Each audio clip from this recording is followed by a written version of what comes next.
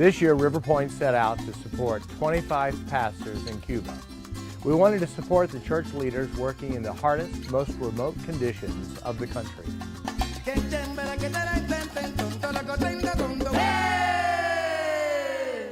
We landed in Santiago de Cuba and drove 4 hours past Barranquilla toward the mountains in far eastern Cuba.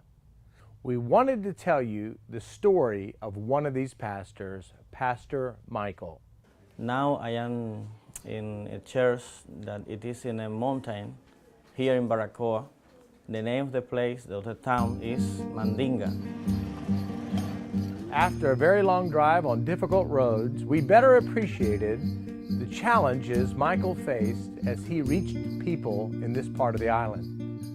Yeah, we're definitely in part of Cuba that 99.9% of tourists never see, most white people never see, and most Cubans don't ever see. We are in the remotest part of a mission field of a farming community where this pastor, who's a third-year seminary student, is giving his life away. And just to walk up here gives you a fuller appreciation to what he and his family have to go through every day to make ministry work in this mountaintop farm village. It's really amazing. He works in a village called Mandinga, which means house of the devil.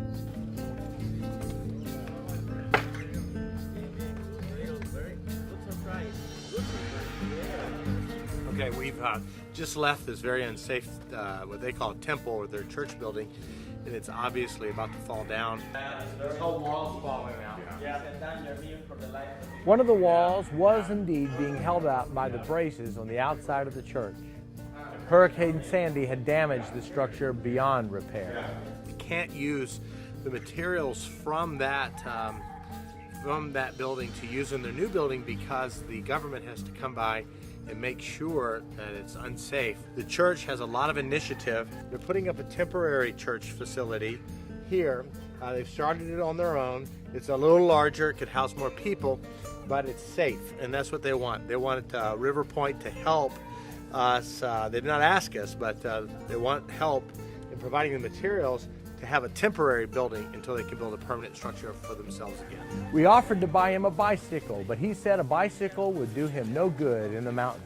Pero sí necesito un animal que le decimos mulo. But what I really need is a mule. Con un mulo yo pudiera hacer más visitas I could do much more visiting if I had a y mule. llegar a más hogares. And meet people at their homes. So River Point bought him a mule. It's 7, right? That should be okay.